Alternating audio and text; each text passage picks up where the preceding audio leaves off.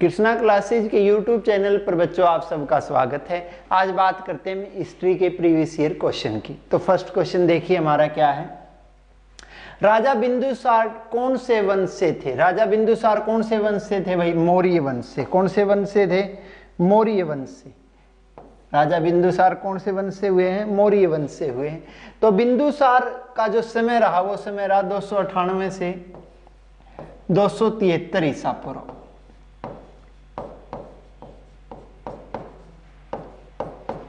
298 से लेकर 273 ईसा पूर्व तक शासन किया था। किसने? बिंदुसार ने। बिंदुसार को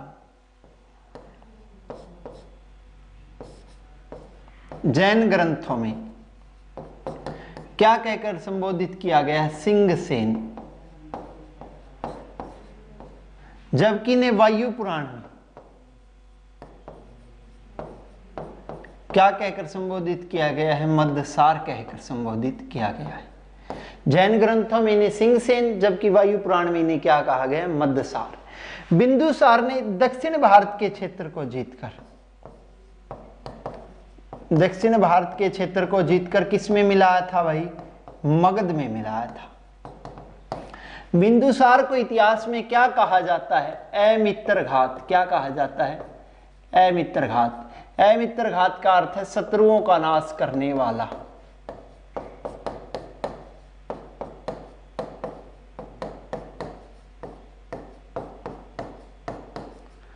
बिंदुसार के समय तक्षशिला में कितने विद्रोह हुए? 2 विद्रोह हुए। जो पहला विद्रोह है वो किसने दबाया था? अशोक ने। और दूसरा विद्रोह किसने दबाया था भाई? सुसीम ने। बिंदुसार की कहां के शासक के साथ मित्रता थी? यूनान के शासक के। यूनान के उस शासक का नाम क्या था? एंटियोकस प्रथम। और एंटियोकस प्रथम ने एक दूत भेजा था, जिस दूत का क्या नाम है? डाइमस। यानी डाइमस नामक दूत किसके दरबार में भेजा गया था? बिंदुसार के दरबार। किसके द्वारा भाई? एंटियोकस प्रथम के द्वारा। और बिंदुसार की कब मृत्यु होगी? 273 ईसा पूर्व में बिंदुसार की क्या होगी? मृत्यु। उसके बाद बात करते हैं हम नेक्स्ट क्वेश्चन की। हमारा जो अगला क्वेश्चन है ये देखो बच्चों।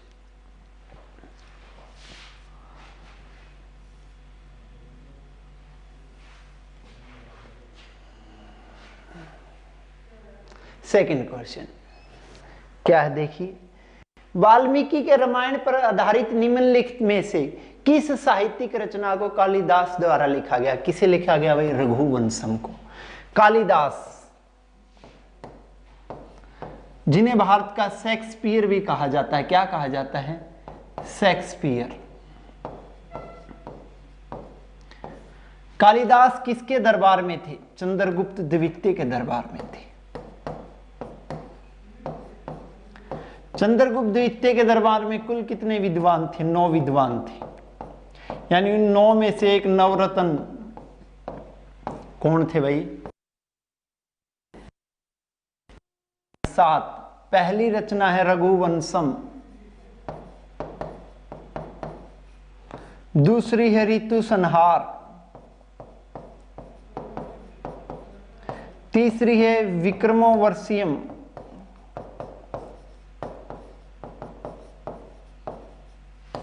चौथी है आपकी कुमार संभव,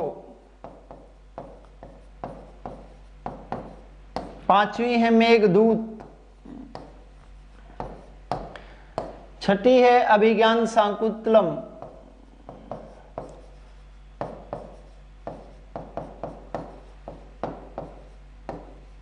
'इसमें राजा दुष्यंत और शकुंतला की प्रेम कहानी का वर्णन है। और 6ठी रचना जो कालिदास के द्वारा लिखी गई वो है वाल्मीकाग्नि मित्रम।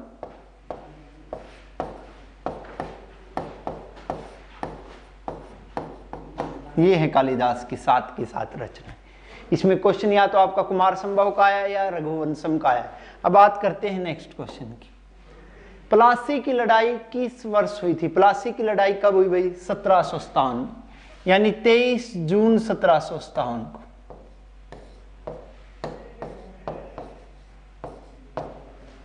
जो प्लासी की लड़ाई है वो इतिहास के निर्णायक युद्धों में से एक माना जाता है।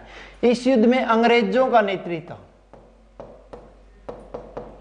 किसने किया था? क्लाइव ने। और दूसरी तरफ था बंगाल का नवाब, और बंगाल के उस नवाब का नाम क्या था? सिराजुद्दौला।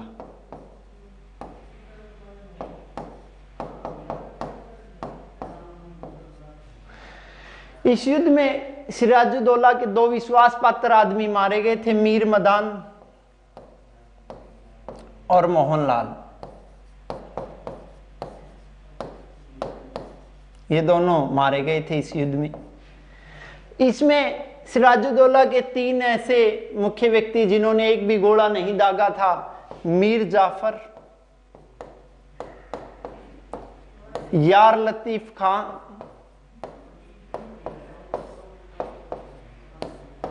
राय दुर्लभ। ये 3 ऐसे व्यक्ति थे जिन्होंने एक भी गोला नहीं दाबा।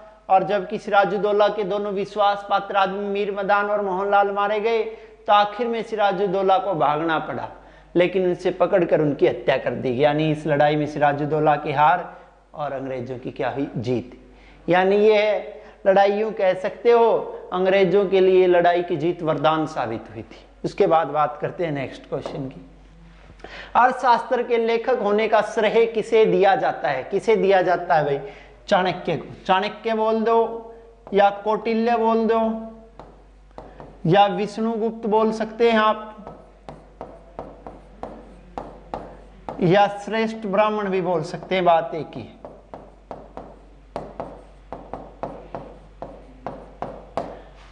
और चाणक्य की यह रचना अर्थशास्त्र जिसमें कितने भाग है? 15 भाग है। कितने उभाग है? 180 उभाग है। कितने श्लोक है भाई? 6000 श्लोक है। जो कौन सी शैली में लिखी गई है? गद्य पद्य शैली में लिखी गई है। गद्य पद्य शैली बोल दो या महाभारत शैली बोल दो, बात एक ही है।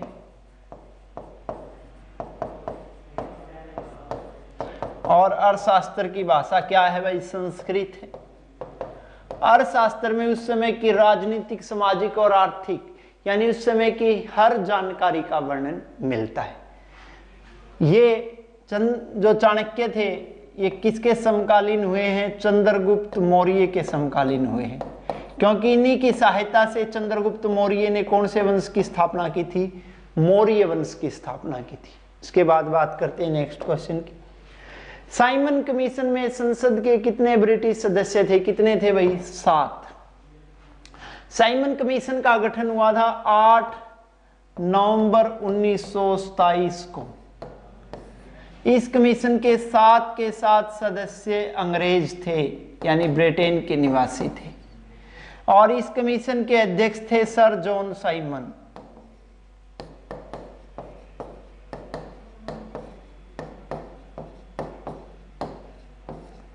इस कमीशन का भारत में इसलिए विरोध हुआ था क्योंकि इस कमीशन में एक भी भारतीय सदस्य नहीं था।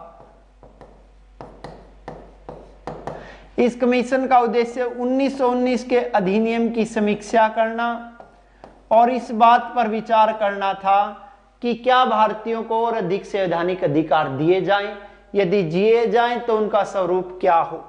यह कमीशन 3 फरवरी 1928 को कहां पे पहुंचा था भाई? मुंबई। और वहां इस कमीशन का स्वागत काले झंडों और साइमन गो बैक के नारों के साथ किया गया था।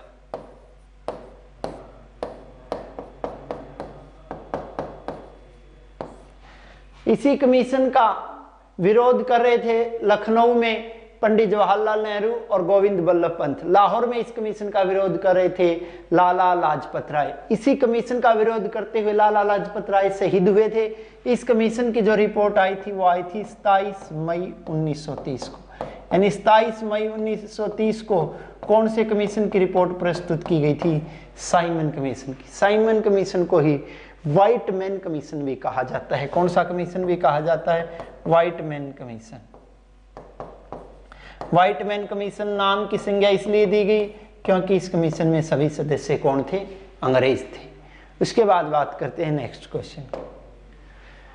इलाहाबाद स्तंभ शिलालेख निम्नलिखित में से किस विद्वान द्वारा रचित है? किसके द्वारा रचित है भाई? अरिसेन के द्वारा रचित है। अरिसेन किसके दरबार में थे? समुद्रगुप्त के, यानी समुद्रगुप्त का दरबारी कवि था। समुद्रगुप्त का दरबारी कवि कौन थे? अरिसेन। और अरिसेन की रचना है इलाहाबाद स्तंभ लेख, जिसमें समुद्रगुप्त के कार्यों का वर्णन मिलता है। और यह संस्कृत की चंपू काव्य शैली में, कौन सी शैली में? संस्कृत की चंपू काव्य शैली में लिखा गया स्तंभ लेख है। कौन सा भाई? इलाहाबाद स्तंभ लेख।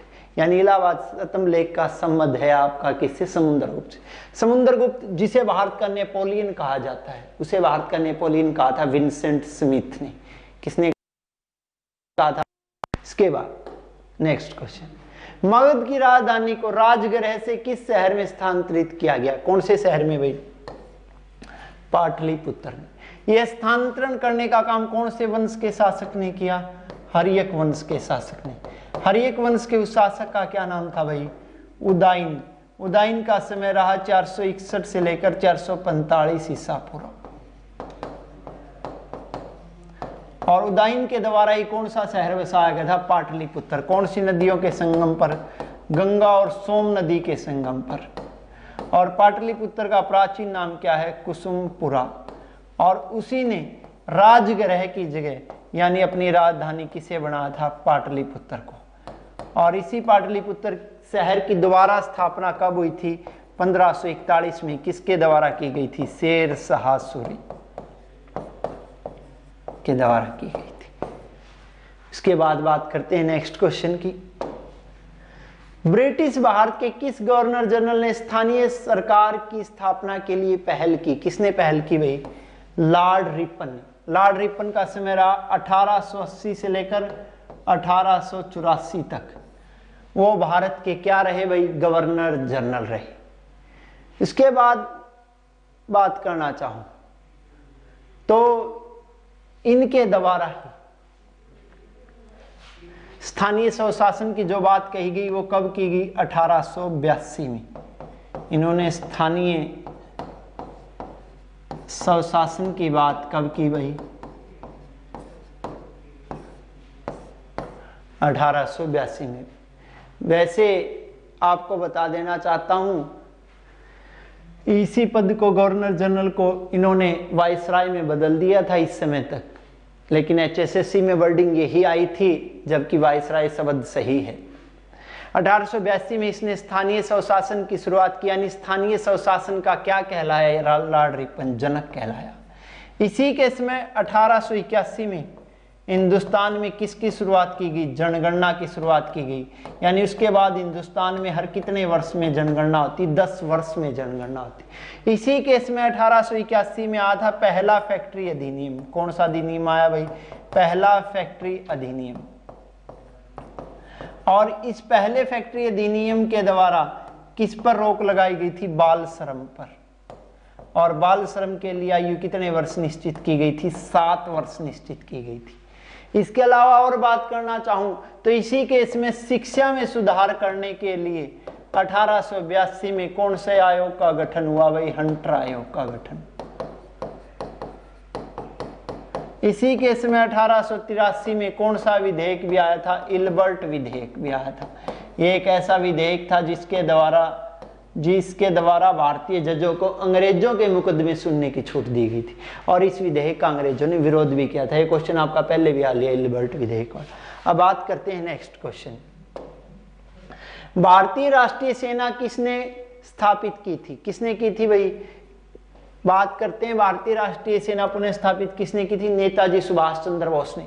जबकि इसकी स्थापना 1942 में किसने की थी? कैप्टन मोहन सिंह ने।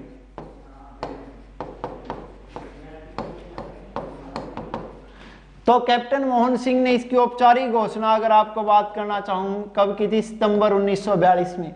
फिर जापानियों के साथ कैप्टन मोहन सिंह के जब वैचारिक मतभेद आ गए तो जापानियों ने कैप्टन मोहन सिंह को क्या बना लिया भाई? बंदी बना लिया। फिर रास बिहारी बोस ने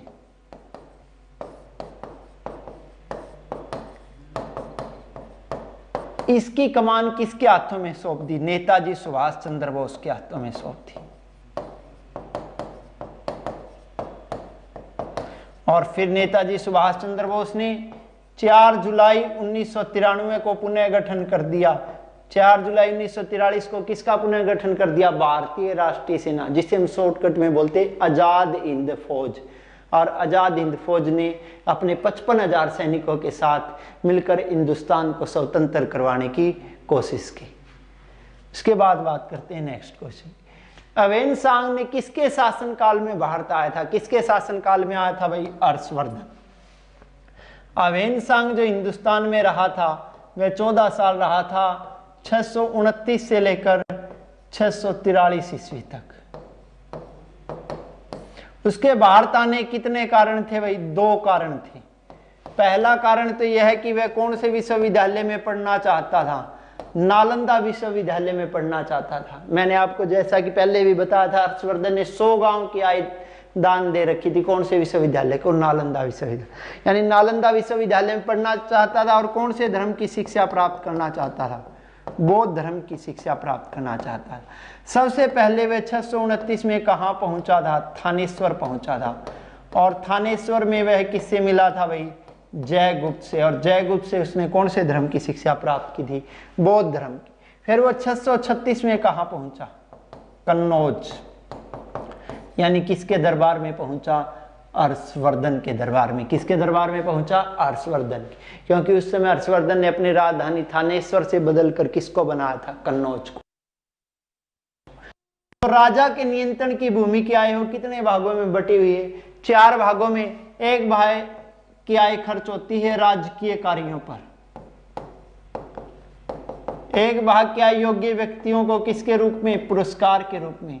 एक भाग की आय कर्मचारी अधिकारियों किसके रूप में? वेतन के रूप में। और एक भाग की आय कौन से कार्यों पर खर्च होती है? धार्मिक कार्यों पर। इस दौरान उसने अपनी यात्रा को भी एक नाम दिया, और यात्रा को क्या नाम दिया भाई? यिंतु।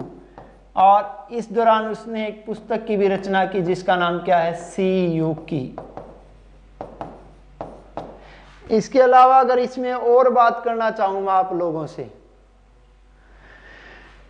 कि पुस्तक का नाम यात्रा, उसने हर्षवर्धन के दरबार में कितनी सभाएं देखी? 2 सभाएं देखी थी। हर्षवर्धन के दरबार में कितनी सभाएं देखी? 2 सभाएं। जो पहली सभा हुई थी वो कहां पे हुई थी? पहली सभा हुई थी प्रयाग में। इस सभा में कितने धर्मों का प्रचार हुआ? 3 का, शिव का, सूर्य का और बुद्ध का। दूसरी सभा कहां पे हुई थी? कन्नौज में। पहली सभा 23 दिन चली थी, जबकि दूसरी कितने दिन चली थी? 75 दिन। इस तरह का प्रोग्राम हर्षवर्धन हर कितने वर्ष में? कौन सा प्रोग्राम था? 6ठा प्रोग्राम। इस सभा को एक नाम भी दिया गया था। वो नाम क्या था? महामोक्ष परिषद नाम दिया गया। इस सभा में सिर्फ और सिर्फ कौन से धर्म का प्रचार हुआ? बौद्ध धर्म का प्रचार हुआ। और अवेन सांग ने हर्षवर्धन से विदाई कहां से ली थी? कन्नौज से। और यहां से उसने विदाई कब ली थी? 643 ईस्वी। जबकि वह अपने देश चीन कब पहुंचा था? 645 ईस्वी में पहुंचा था। जब वह यहां से गया तो उसके पास 150 मूर्तियां थी, जिसमें सोने, चांदी और चंदन की मूर्तियां दी गई थी महात्मा बुद्ध। उसके अलावा बौद्ध धर्म के 3 पीठ भी दिए गए थे। अभिधम पिटक, सूत पिटक, विनय पिटक। 3 पिटकों की भी 6 पांडुलिपियां उसे दी गई थी। और वह 645 में अपने देश चीन पहुंचा। और जाते जाते उसने हर्षवर्धन को एक नाम भी दिया था। वो क्या नाम था? शिलादित्य। अवेन सांग को भी नीति का पंडित या प्राचीन इतिहास के यात्रियों का राजकुमार कहा जाता है। इसके बाद बात करते हैं नेक्स्ट क्वेश्चन की। मुक्तमाल्य पुस्तक किसके द्वारा लिखी गई? किसके द्वारा लिखी गई? कृष्ण देव राय के द्वारा। कृष्ण देव राय कहां पे हुए थे? विजयनगर में। और विजयनगर में कौन से वंश का शासक था? तुलु वंश का।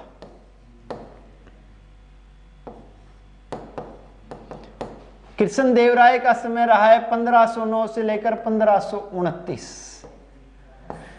खुद बाबर ने अपनी पुस्तक बाबरनामा में यह बात कही कि जब मैं हिंदुस्तान में आया तो उस समय हिंदुस्तान में 7 शासक थे, जिसमें 5 मुस्लिम और 2 हिंदू शासक थे। एक मेवाड़ का शासक राणा सांगा और दूसरा विजयनगर का शासक कृष्णदेवराय। और उन 7 शासकों में सबसे सर्वश्रेष्ठ शासक कौन थे? कृष्णदेवराय। कृष्णदेवराय ने जो पुस्तक लिखी ए मुक्तमाल्यद कौन सी भाषा में है? तेलुगु भाषा में।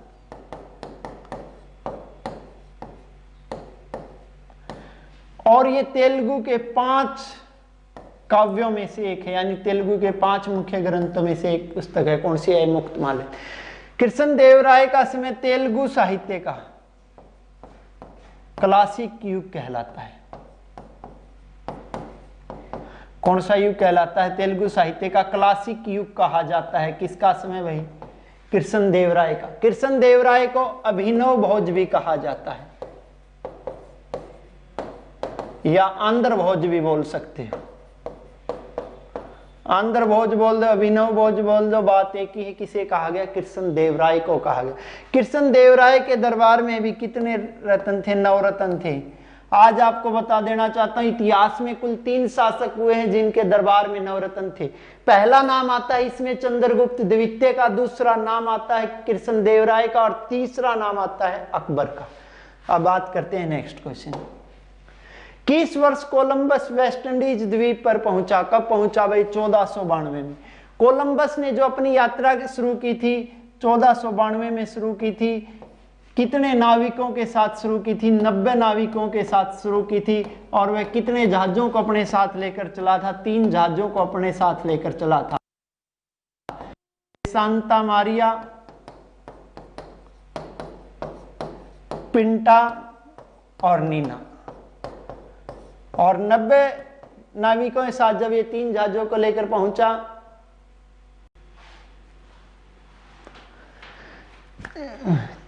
तीन जहाजों को जब यह लेकर पहुंचा 1492 में ही, तो यह कैरेबियाई द्वीप पहुंचा था। और कैरेबियाई द्वीप को इसने हिंदुस्तान सोचा और उसे किसकी संज्ञा दे दी? इंडीज की संज्ञा दे दी। और इंडीज की संज्ञा किसने दे दी भाई? कोलंबस ने दे दी, जबकि कोलंबस भारत को खोजने के लिए निकला था। उसके बाद बात करते हैं अगले क्वेश्चन की। निम्नलिखित में से किस आंदोलन से 1857 के प्रथम स्वतंत्रता संग्राम के बाद पहली बार ब्रिटिश राज की नींद को हिला दिया था? कौन से आंदोलन ने भाई? असहयोग आंदोलन। असहयोग आंदोलन की शुरुआत हुई थी 1 अगस्त 1920 को। इसी आंदोलन के दौरान महात्मा गांधी ने अपनी किसकी उपाधि लौटा दी थी? केसरे हिंद की उपाधि लौटा दी थी। और इसी आंदोलन के दौरान 5 फरवरी 1922 को आंदोलनकारियों ने चोरी चौरा नामक स्थान पर एक पुलिस चौकी को आग भी लगा दी थी, जिसमें कितने पुलिस वाले जिंदा जल गए थे? 22। इसी घटना से आहत होकर महात्मा गांधी ने 12 फरवरी 1922 को आंदोलन वापस ले लिया था। कौन सा आंदोलन वापस ले लिया था? असहयोग आंदोलन वापस ले लिया था। इसके बाद बात करते हैं नेक्स्ट क्वेश्चन की। भारत में होम रूलिंग आंदोलन के बारे में निम्नलिखित में से कौन सा कथन सत्य है? तो बात करते हैं इसमें, यह भारत में पहली बार एनी बेसेंट के द्वारा शुरू किया गया। जो होम रूलिंग आंदोलन का विचार था वो श्रीमती एनी बेसेंट का ही था। इस आंदोलन का उद्देश्य संवैधानिक तरीके से भारत को स्वतंत्रता दिलाना था।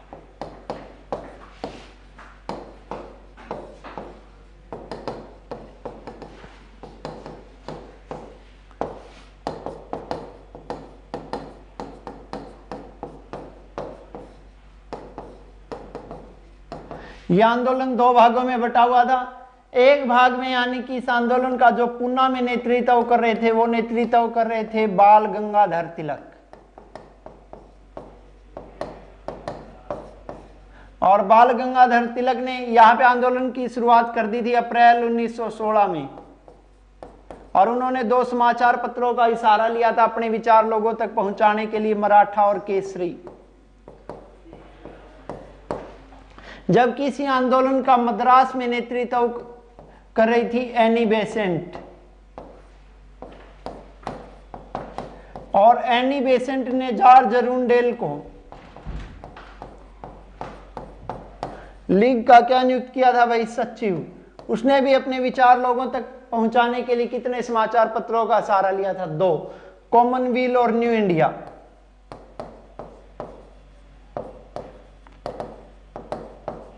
अगर ये क्वेश्चन आ जाता है कि आंदोलन किसने पहले शुरू किया, तो नाम किसका आएगा? बाल गंगाधर तिलक का। अगर बाल गंगाधर तिलक ऑप्शन में नहीं है तो दूसरा ऑप्शन किसे ठीक माना जाएगा? एनी बेसेंट को। आंदोलन का विचार एनी बेसेंट का था, लेकिन शुरुआत पहले किसने कर दी? बाल गंगाधर तिलक। दोनों ने अपना क्षेत्र इसलिए बांट लिया ताकि दोनों के बीच किसी प्रकार का मतभेद उत्पन्न ना हो। अब बात करते हैं नेक्स्ट क्वेश्चन की। कालक्रम में लगाइए, निम्नलिखित में से पहली घटना कौन सी हुई, दूसरी कौन सी हुई, तीसरी कौन सी हुई? देखिए, अगस्त प्रस्ताव जो आया था वो आया था 8 अगस्त 1940 को। पुन्ना समझौता हुआ था भाई 25 सितंबर 1932 को। जो हमारा तृतीय गोलमेज सम्मेलन हुआ था वो हुआ था 17 नवंबर 1932 से 24 दिसंबर 1932। तो देखिए बच्चों, इसमें ऑप्शन कौन सा स्टिक बैठता है? सी ऑप्शन स्टिक बैठता है। देखिए, सेकंड घटना पहले हुई, उसके बाद थर्ड हुई, उसके बाद फर्स्ट हुई। इनमें क्या क्या हुआ देखिए। यह गोलमेज सम्मेलन, जो हम थर्ड गोलमेज सम्मेलन की बात करते हैं, यह कहां पे हुआ था? लंदन में। लंदन में इसकी अध्यक्षता किसने की थी? ब्रिटेन के प्रधानमंत्री रैमजे मैकडोनाल्ड ने की थी।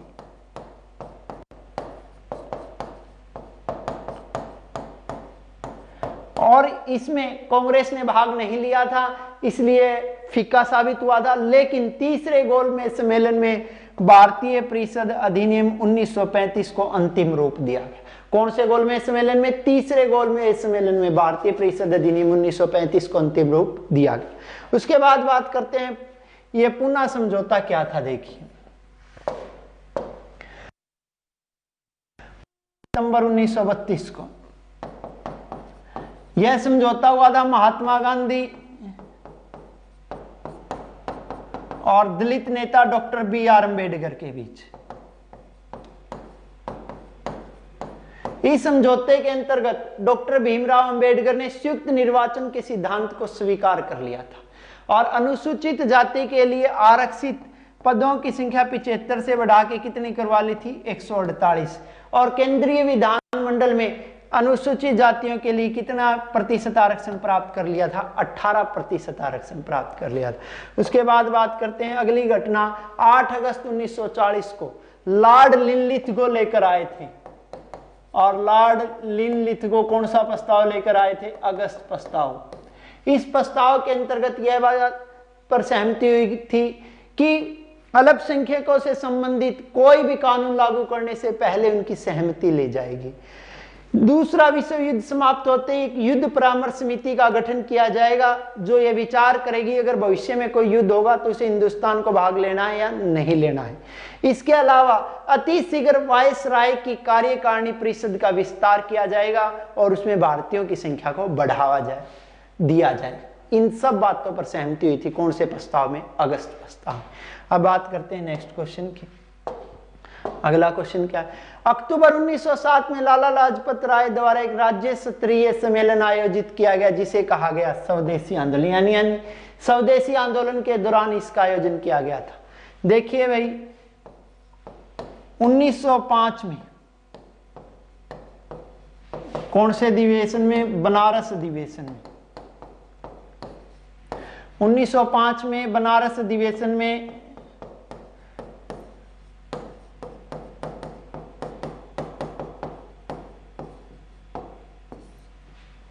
गोपाल कृष्ण गोखले के नेतृत्व में किसकी मांग हुई? स्वदेशी की मांग हुई।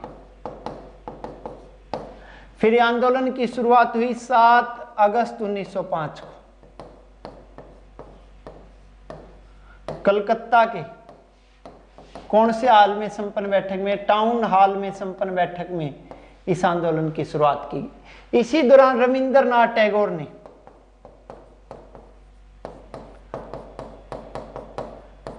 एक गीत भी गाया, अमार सोनार बंगला।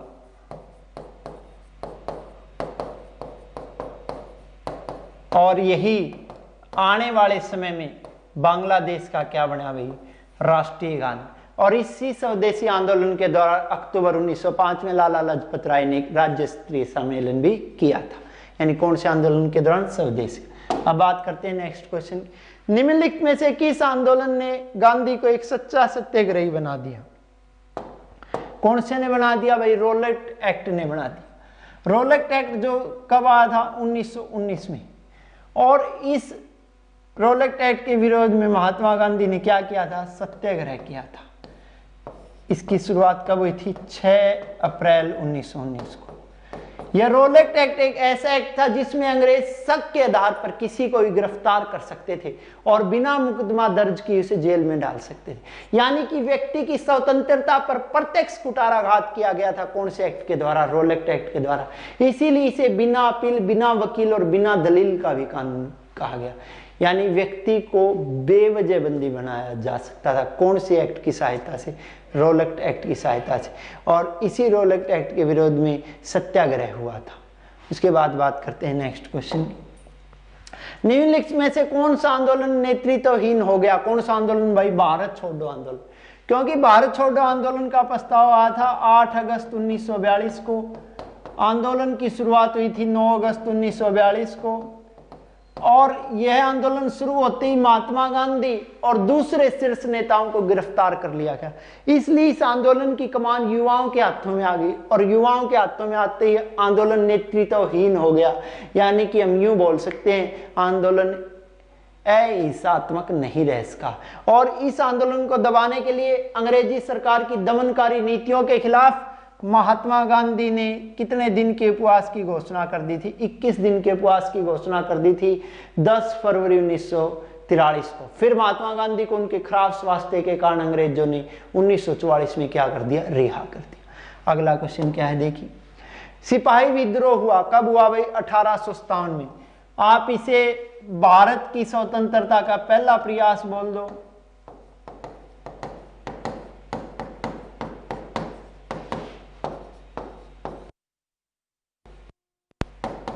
अठारह का सिपाही विद्रोह बोल दो, या 1857 की आप इसे क्रांति भी बोल सकते हैं। बात की वैसे तो बहुत से कारण थे, वे तात्कालिक कारण था चर्बी वाले कारतूस।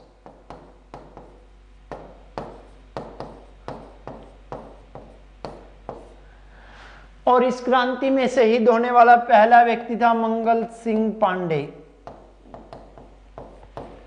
इस क्रांति से जुड़ा अंतिम व्यक्ति जो शहीद हुआ तात्या टोपे, जिसका असली नाम था रामचंद्र पांडुरंग। इस क्रांति के चिन्ह थे कमल और रोटी। इस क्रांति का नारा था मारो फिरंगी।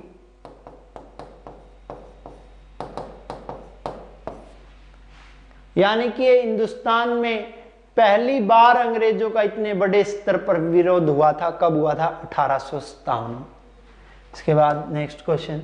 सल्तनत वंश की वास्तविक स्थापना किसने की? किसने की भाई? कुतुबुद्दीन ऐबक ने। कुतुबुद्दीन ऐबक जिसका समय रहा 1206 से लेकर 1210। इसे इतिहास में क्या कहा जाता है? लख बख्श भी कहा जाता है। और कुतुबुद्दीन ऐबक की राजधानी क्या थी? लाहौर। जबकि बाद में इल्तुतमिश ने लाहौर की जगह दिल्ली को राजधानी बनाया था। कुतुबुद्दीन ऐबक ने ही भारत में पहली मस्जिद कहां पे बनवाई थी? दिल्ली में। नाम है कुव्वतुल इस्लाम। इसने एक मस्जिद बनवाई थी अजमेर में भी, जिसका नाम है 2.5 दिन का झोपड़ा।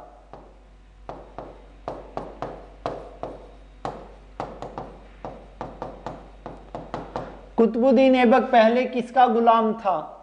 मोहम्मद गौरी का। और बाद में मोहम्मद गौरी का यह क्या बन गया था? सेना नायक। इसने कौन सी उपाधि ली थी? मलिक और सिपाह सलार की। और 1210 में चौगान खेलते समय घोड़े से गिरकर मृत्यु हुई थी। किसकी मृत्यु हुई थी? कुतुबुद्दीन ऐबक की। और कुतुबुद्दीन ऐबक की मृत्यु कहां पर हुई थी? लाहौर में हुई थी। कहां पर हुई थी? लाहौर में हुई थी। तो बच्चों ये हमारी यहीं पर लेक्चर कंप्लीट होता है। दोबारा मिलेंगे फिर एक बार अगले टाइम एक नई वीडियो के साथ।